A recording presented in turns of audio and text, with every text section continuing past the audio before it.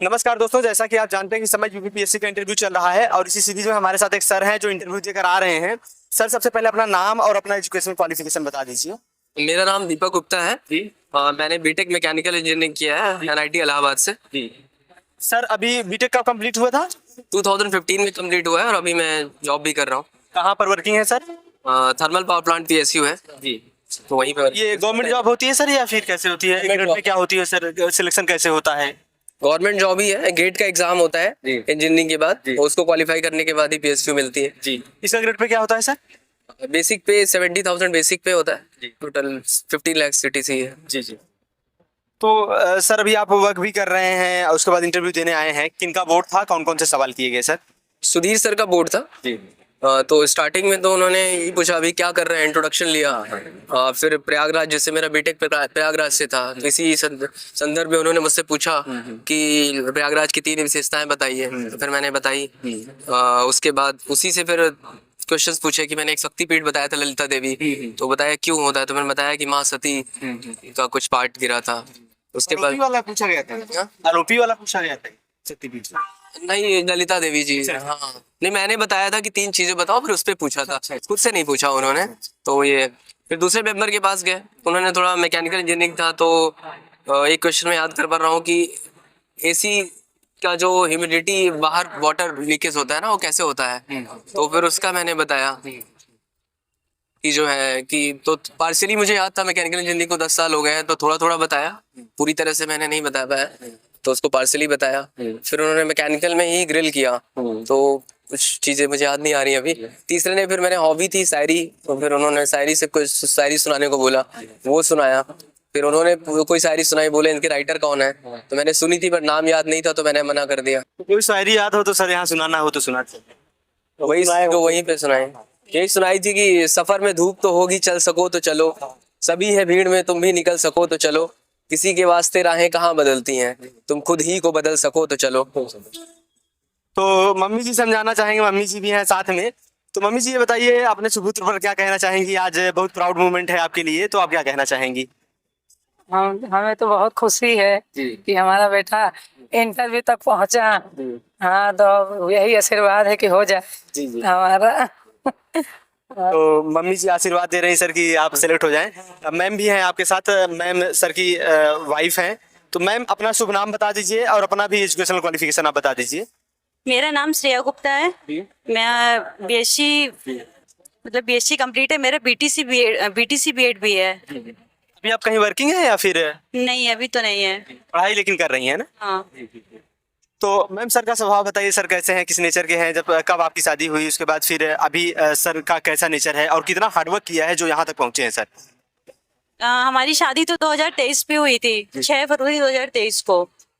वो तो पहले से जैसे मतलब काम ही थे, अभी भी वैसे ही हैं। तो हार्ड वर्क तो 2018 से मतलब कर ही रहे हैं, और शादी के बाद भी मतलब छोड़े नहीं है तैयारी करना, बराबर कर ही रहे थे। आपने देखा होगा कि सर कई घंटे पढ़ते होंगे, या फिर कहते हैं कि फैमिली को टाइम देना, उसके बाद इतना जॉब भी मैनेज करना, ये अपने आप में एक टफ काम होता है। तो कैसे सर इतना मैनेज कर लेते हैं, इसके बारे में थोड़ा बताइए। मतलब जॉब के साथ वो तो तैयारी कर ही रहे थे साथ पे, फैमिली को भी मतलब देख के। तो सर बताइए, मैम तो बता रही हैं काफ़ी जॉब के साथ आप हार्डवर्क किए हैं। मैम का स्वभाव बताइए, मम्मी जी का भी बता दीजिए। मैम कैसे कैसे स्वभाव की हैं, किस प्रकार सपोर्ट किया आपने? आप क्योंकि सर फैमिली जब हो जाती है तो उसके बाद तैयारी करना, उसके बाद जॉब में रहते हुए डबल बर्डन जिसे कहा जाता है एक प्रकार से, वैसा काम है, तो बता दीजिए सर। बस मैं यहाँ तक पहुँचा हूँ तो सपोर्ट ही है वाइफ का, मम्मी का, कि मैं कर पाया। क्योंकि जॉब के साथ मैं पूरी तरह से आप टाइम नहीं दे सकते हो, थोड़ा बहुत तो निकालना पड़ेगा, पढ़ाई के लिए भी टाइम। तो समहाउ मैनेज कर रहा था, तो इनकी भी शिकायतें इतनी नहीं थी कि टाइम नहीं दे, तो इसी वजह से शायद मैनेज भी हुआ।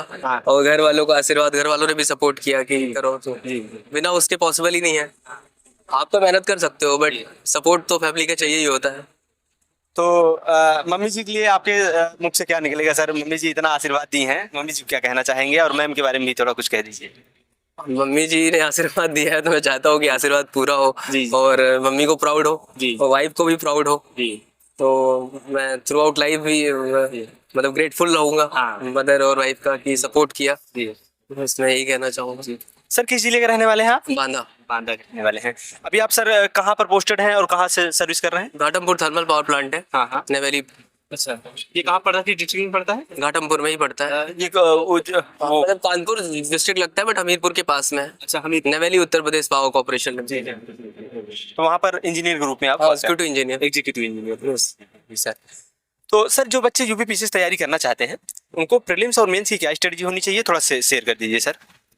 प्रीलिम्स में मुझे लगता है कि पीवाईक्यू को बेस बनाकर और केवल पीआईक्यू पर बस नहीं फोकस करना चाहिए। पीआईक्यू तो करना ही चाहिए बट थोड़ा रैंडम क्वेश्चंस भी सॉल्व करना चाहिए जिससे थोड़ा एनालिटिकल स्किल्स इंप्रूव हो, क्योंकि बहुत सारे क्वेश्चन ऐसे आते हैं आपने कभी सुने नहीं होते हैं, तो फिर आपको एलिमिनेट करना होगा। तो जब तक आप अपनी एनालिटिकल स्किल्स इंप्रूव नहीं करेंगे तो उसके बिना प्री नहीं निकलेगा, क्योंकि मोस्ट अनप्रेडिक्टेबल पार्ट मुझे लगता है प्री ही है। और मेंस में फिर आप मेहनत है, आप पीआईक्यू के बेसिस पे मेहनत करिए, जितनी मेहनत करेंगे प्रैक्टिस करेंगे तो उससे फायदा मिलेगा। तो सर अल्टीमेटली आप अंत में बच्चों को क्या सलाह देना चाहेंगे कि उनको किन किन बातों को ध्यान देना चाहिए, ताकि और उनको भी क्या सलाह देना चाहेंगे जो भी जॉब में है सर, वर्किंग है, उसके बाद फिर यहाँ तक पहुँचना चाहते हैं हार्डवर्क करके, बच्चों को और उनको भी, सबको बताइए सर। तो पहले तो जो वर्किंग नहीं है तो वो थॉरोली पूरा टाइम दें, सेल्फ रिफ्लेक्शन करें कहाँ पे वीक है कहाँ पे स्ट्रांग है, तो इससे उनको पता चलेगा और इम्प्रूवमेंट होगा। तो जो जॉब पे हैं तो मुझे लगता है कि उनको स्टार्टिंग में 3 से 4 घंटे निकालने चाहिए, और संडे वगैरह को अगर छुट्टी मिलती है तो थोड़ा ज़्यादा भी निकाल सकते हैं, 6 to 7 आवर्स। और जब भी अगर टाइम ऑफिस से छुट्टी मिल जाती है तो उसको भी यूज़ कर सकते हैं। तो ऐसे ही मैनेज हो पाएगा जॉब के साथ, थोड़ा छुट्टियाँ ले ली, थोड़ा पढ़ाई कर ली, ऐसा। So thank you very much sir, आप हमारे साथ जुड़े और अपने विचार को साझा किए और बच्चों को इतना बढ़िया गाइड किए सर, उसके लिए बहुत बहुत धन्यवाद। Thank you.